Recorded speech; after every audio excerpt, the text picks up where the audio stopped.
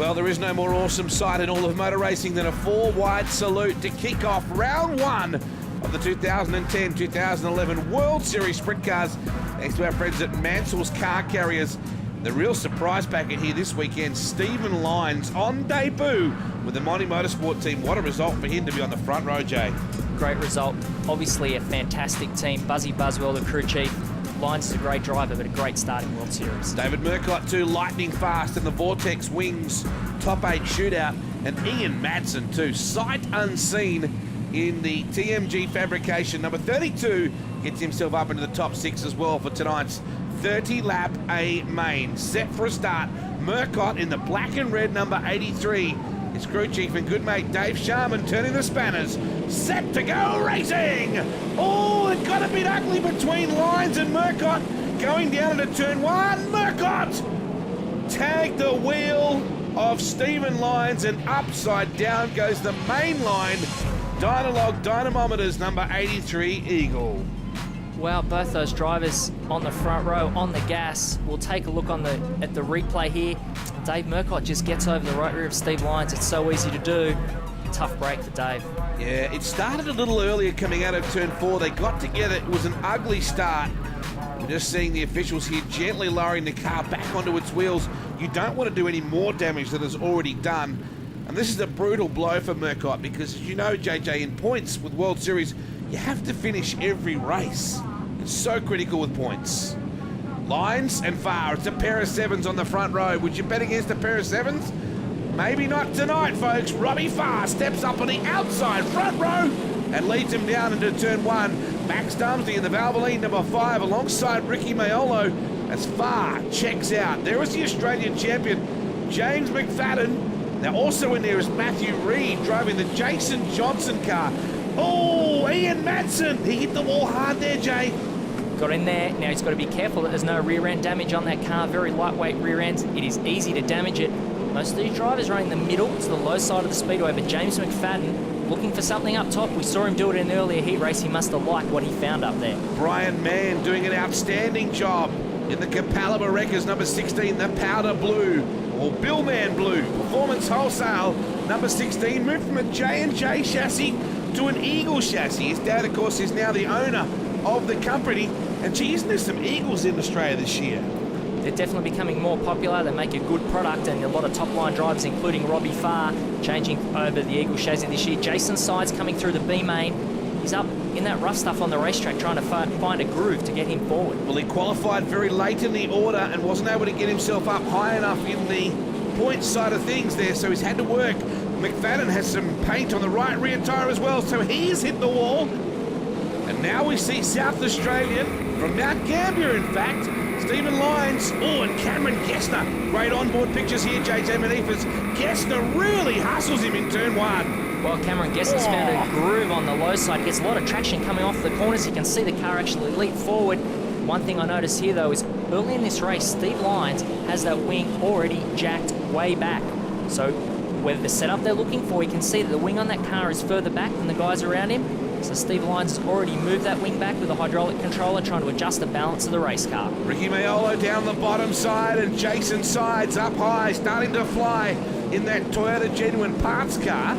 Oh, Sides, he got caught up just then. We just saw Andrew Shirley. And here is Robbie Farr. This is one very unhappy, very doctored up race car. They really just slammed the thing back together.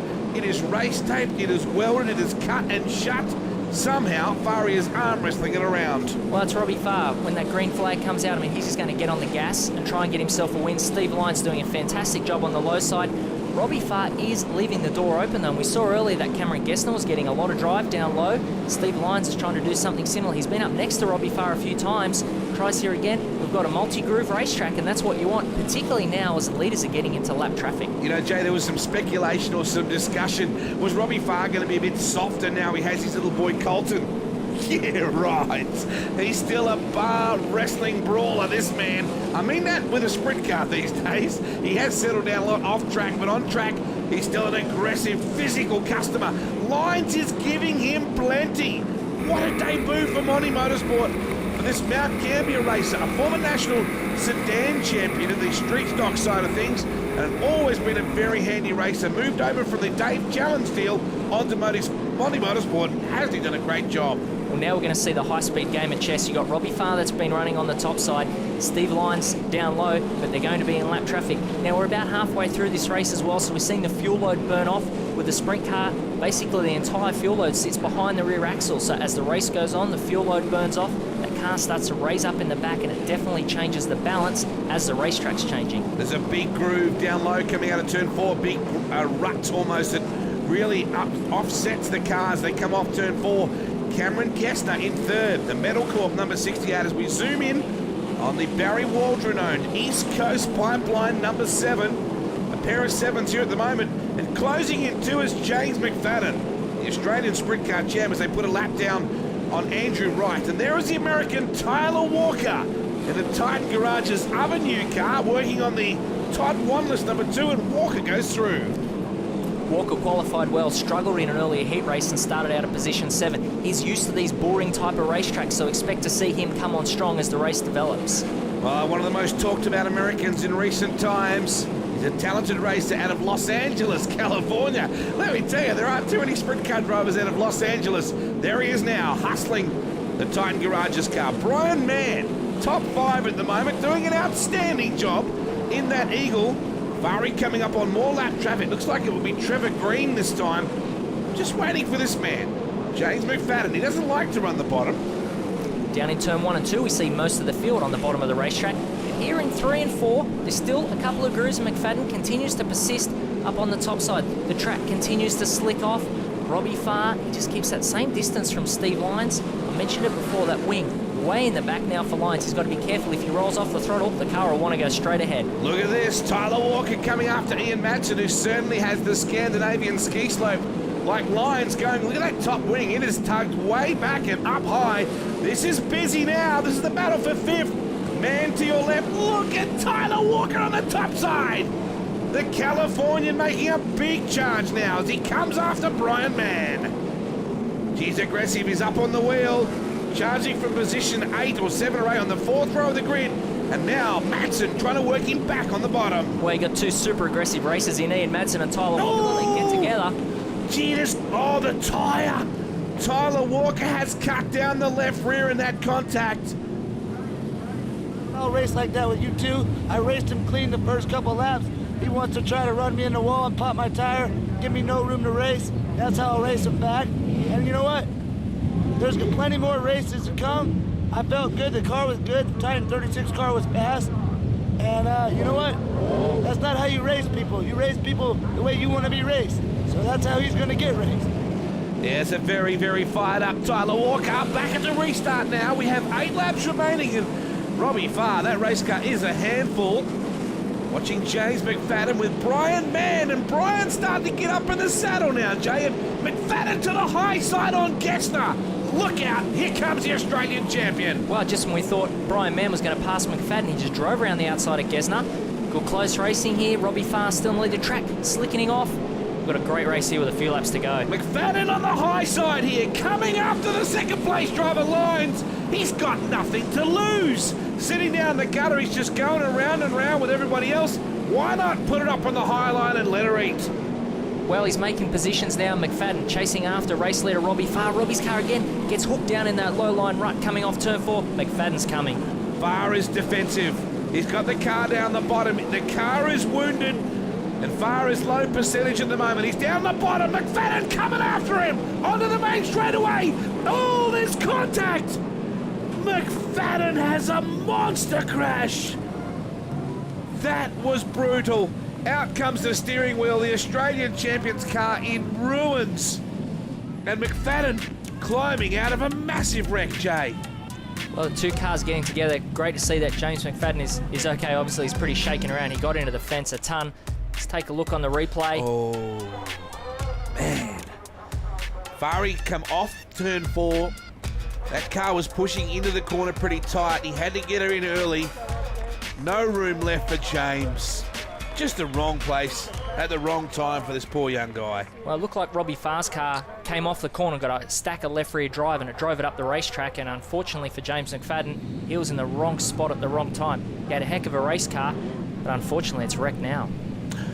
Well, James McFadden, unfortunately, on the infield, the car is virtually destroyed. And Robbie Farr, the only thing that saved him from being passed is that Stephen Lyons is not allowed to pass him before the witches hat.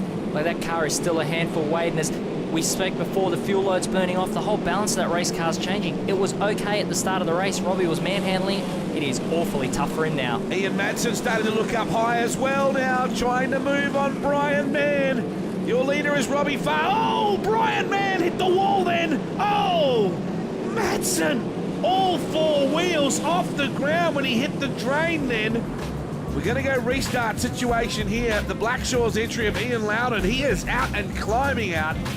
Man, Madsen got some big air, and Brian Mann clobbered the wall with his right rear. So, see, watching Loudon surveying the damage with 4 laps to go. What a race, Jay. Well, it ain't over. Steve Lyons has got a great race car. Robbie Farr is starting to struggle as this race continues on. He's got a great few laps ahead of us. Only 4 laps remaining. It's a bit of a case of when the music stops, grab a chair, because everyone's grabbing another spot. Madsen on the high line with Mann again. Gessner, rock solid. Madsen doesn't want a top 6, he wants a top 3. And now, who else is arriving? Is that Todd Wanless by the looks of things? What a battle we've got going here. Stephen Lyons, on debut, doing an excellent job. He really is. Buzzy Buswell got that car locked down, but Ian Madsen, he continues to work over Mann. Oh, You see how shortened up the tail tank there is. Andrew Shirley hard into the fence. look at Lyonsy setting up the start. Farry won't get caught napping this time. It's a much better start for the man originally from Milperra, now living in Western Australia, commuting across the country to drive the East Coast Pipeline car. And let's face it, you would, wouldn't you? One of the best rides in the country. Steve Lyons got himself a nice ride as well out of Western Australia. Robbie Farr, though, he's back. He's found the groove once again, and he's able to pretty easily drive away from Steve Lyons, which I didn't think a few laps ago would have been in a position to be able to do. What a comeback. A massive effort. This car, it was being beaten and banged with a sledgehammer about an hour ago, trying to get it into some sort of shape. Farry, he's been on the ropes a couple of times, but he's an Iron Man. The East Coast Pipeline number 7 car, fettled by Nick Speed, will win round 1 of World Series Sprint Cars from Stephen Lyons, Cameron Gessner, Brian Mann, Ian Madsen, Todd Wanless finishing fast, Max Dumpty and Jason Sides rounding out the top 8. It was physical, it was brutal, it was a night at Titan Garage's Archerfield Speedway, and Robbie Farr is your winner.